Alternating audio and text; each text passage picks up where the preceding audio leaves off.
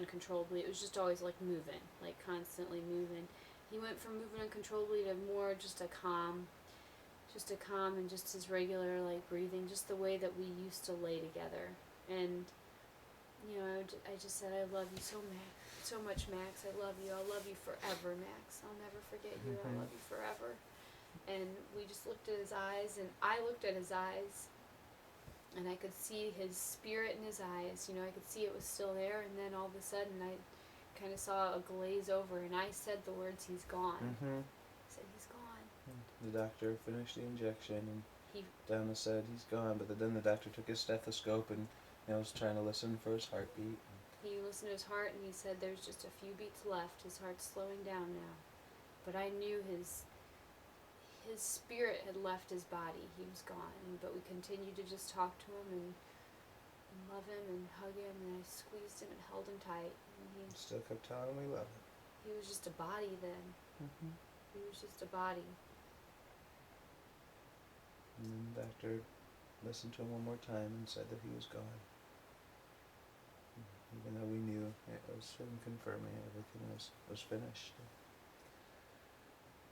And the doctor told us he'd give us as much time as we needed, which was nice. And left us with him, and we hugged him one more time. We pet him one more time. And told him we love him. And just sitting there for a minute, it just felt like he was just sleeping like he used to, next to us. He just looked like he was just asleep. I mean, if you wanted to, you could stare and think that his belly was moving up and down just slightly like he used to when he'd sleep, but he was gone. He was just gone. And Reggie was just okay with it. He experienced everything with us, and I think he just laid so peacefully just watching the whole thing. Yeah. And, Did you ever look over at him? I never did. Yeah, when I looked over at him, he wasn't shy. Like sometimes when they were doing stuff they shouldn't be doing, you'd look at him and they'd turn away like, I'm not looking. He was just watching. When the dogs were doing it. Right, the dogs. And so they would just sit. He was just sitting peacefully. And when I looked at him, he just looked at me, and he wasn't necessarily staring at Max, but he wasn't necessarily staring away.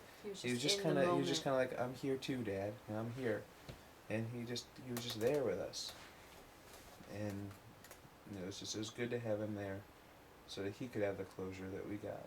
And he needed that, and we needed him to have closure, because if he would have constantly been looking for Max, it would have just reminded us that he left us in a way that we felt wrong about. Like we shouldn't have had him leave this way, or it wasn't fair that he left this way, and it wasn't fair that he's gone. But this was out of the most horrible ways that you can put your dog to sleep or have him die. Yeah. This was the best way for him to leave us. As sad as the whole experience was, I wouldn't trade it. I wouldn't trade it to come home and find Max, having died in the backyard or getting hit by a car or something. Yeah. I mean, in this way, we got to say goodbye to him. We got to tell him things that, we're glad that he got to hear. He fell asleep, hearing, I love you, Max, you're a good boy. That's how he fell asleep. Yeah, that's how he fell asleep. So that was the last thing he heard. Was how much his mom and dad loved him. Yeah.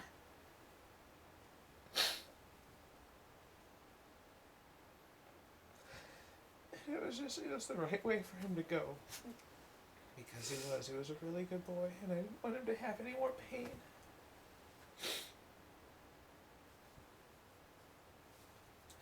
And then we left. Yeah. And when we left, Reggie just walked out with us like he knew. He didn't try to talk to Max. He didn't try to sniff Max. He just walked past him like he knew that wasn't Max anymore. Right. He knew that wasn't Max anymore. He just walked out with us. In a few weeks, they'll bring us Max's ashes, and we're going to take them to all the places that Max loved. Yeah, we'll take him to all the places he loved. We'll take him to our old house where it was his first house and our first house, and we'll take him to probably the common ground in that same neighborhood, and we'll take him to Creve Coeur Park. week, some to our backyard, some to the golf course, the places he just loved to go and run. And some on the front porch. Mm-hmm. Both houses. Both houses.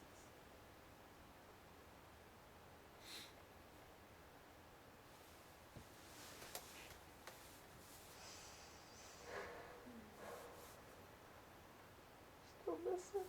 Yeah.